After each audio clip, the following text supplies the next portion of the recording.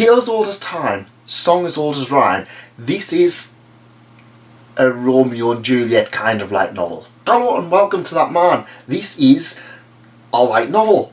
And today we are talking about Our Last Crusade, or The Rise of a New World, by Kei Sazani and illustrations by Eo Nekonabe. I hope I pronounced that right. I'm sorry.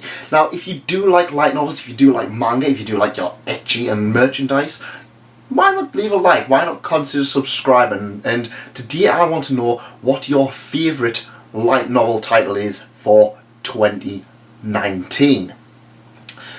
So, Our Last Crusade, or The Rise of a New World, was a title that I picked up essentially on a blind buy.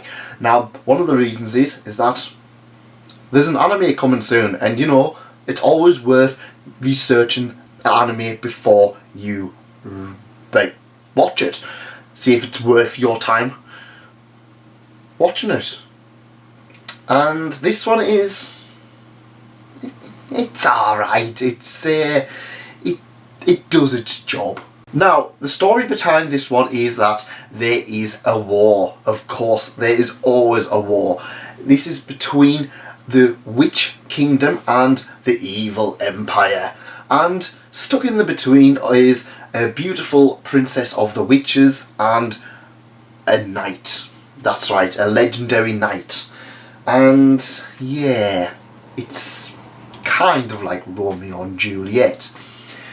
This whole war is going on between them, and they kind of strike up a connection. They discover that, well, the other one isn't quite as bad as they originally thought, and due to some extreme circumstances, they start finding that they are hanging out in the neutral territory and discovering that each of them, they're not quite as bad as they originally thought. So, what does this mean?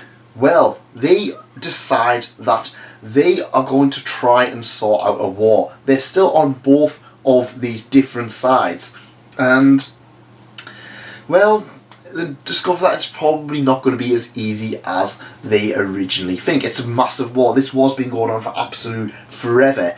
However, due to the interfering between these two, they are now starting to see some ways of coexisting, and how on both sides, well, let's face it, there's some horrible people.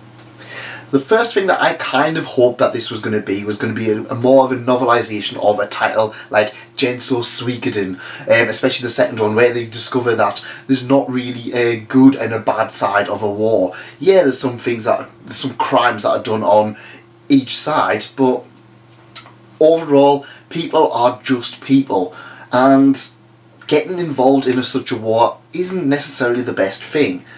What I really got was, like I said, a Romeo and Juliet kind of story, and this one doesn't really do much in the way of excelling at that.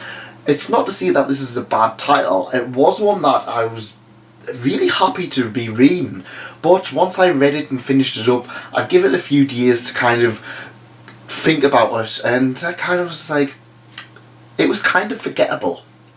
The characters were kind of fine as they were serviceable. The main character's the usual, oh, I'm a super awesome swordsman who can destroy anything and I'm really overpowered, and the main female is like, well, I'm a princess, but I don't feel like I'm a princess, I'm a badass as well. And these are the kind of things that we've seen time and time again. So it's one of those ones where I kind of was like, well, it's been done a lot better. It's been done a lot more interestingly in other titles.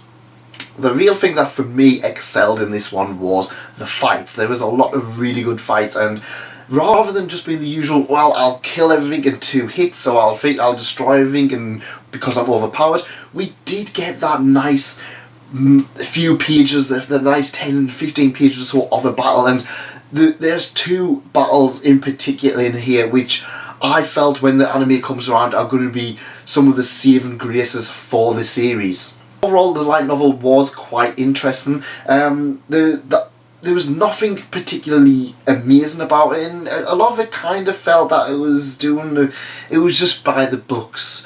It was just like, oh well, we don't have many of these kind of Romeo and Juliet-esque stories, so I thought we'll try and do it. And the artwork, it's okay.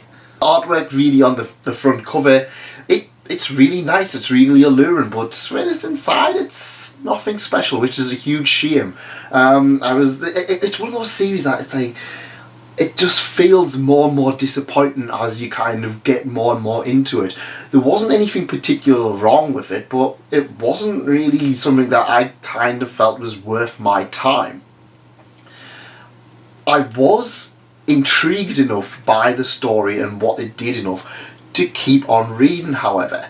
So while it's not doing anything amazing, it's one of those ones where I was kind of like, yeah, I'll probably will read volume 2 of it and see where it goes, because there's a lot of nice things that happen towards the end. And like I said, the battles were particularly interesting. So even if we have the battles that are interesting enough, that's completely fine by me. The characters, like I said, they're serviceable, they're interesting enough, but some of them are just like, ooh, you know, the childhood friend who's just, he's interesting and mysterious and manipulative. The childhood friend who, well, she might be a romantic interest, except she's not going to be, because they're going to go out with the two protagonists.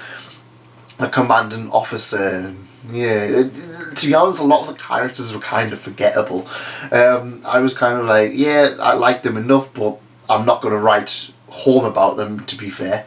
And I feel like I've kind of bullied this title a little bit. It's kind of one of those ones where I'm just like, you know what, it's good enough. It's the anime might have some really interesting scenes and some nice things that's done with it, but as a light novel, compared to some of the other ones that I've been reading at the moment, it's kind of one of those ones where it's like, yeah, it's okay.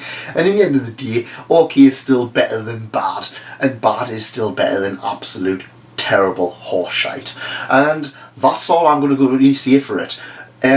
Let me know in the comments if you have read it or if you're looking forward to the anime, and what about the anime you're actually looking forward to. I think that the main character is going to be the main girl anyway. She's going to be possibly one of those waifus of the series, but when it compares it to stuff like ReZero or Konosuba or Overlord or Tanya or Shield Hero or Mom Isekai or Cautious Hero or almost any other fantasy, it doesn't really do much to really stand out. And yeah, I like the premise, I like the whole war kind of thing, but at the end of the day, in this genre you can get quite a few things that are doing a lot of things better.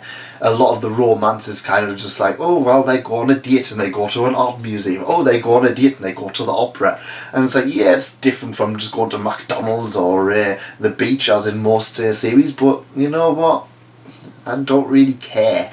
I like the characters, but I was just kind of like, well, you know what? They kind of could do with a little bit more and a little bit more interesting things happen.